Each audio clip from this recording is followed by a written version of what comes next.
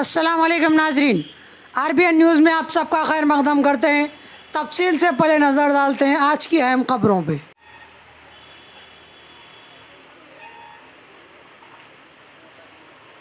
రాత్రి సమయంలో మన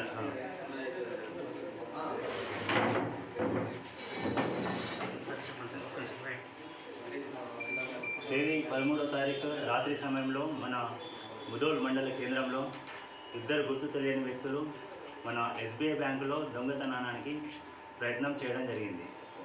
అయితే ఈ దొంగతనం తర్వాత 2 టీంలు ఫామ్ చేయడం జరిగింది ముదోల్ ఎస్ఐ ఆధ్వర్యంలో. దీని గురించి ఈ నేరస్తుల గురించి వెతకగా ఈరోజు అక్కడ మనకు ఎస్బీఐ బ్యాంకులో దొరికిన సీసీ ఫుటేజ్ ఆధారంగా ఈ నేరస్తుల్ని గుర్తించడం జరిగింది. ఈరోజు మార్నింగ్ మనం ఈ నేరస్తుల్ని అదుపులో తీసుకోవడం జరిగింది. వాళ్ళు ఈ నేరం చేసినామని ఒప్పుకోవడం జరిగింది.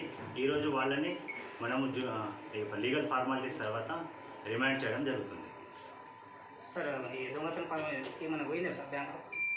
ఏం లేదు. అక్కడ వీళ్ళు గ్యాస్ కట్టర్ సాయంతో అక్కడ దాన్ని కట్ చేయడానికి ప్రయత్నం చేశారు. అది కట్ కాలేదు. చాలా స్ట్రాంగ్ రూమ్ అనేది చాలా పటిష్టంగా ఉంది.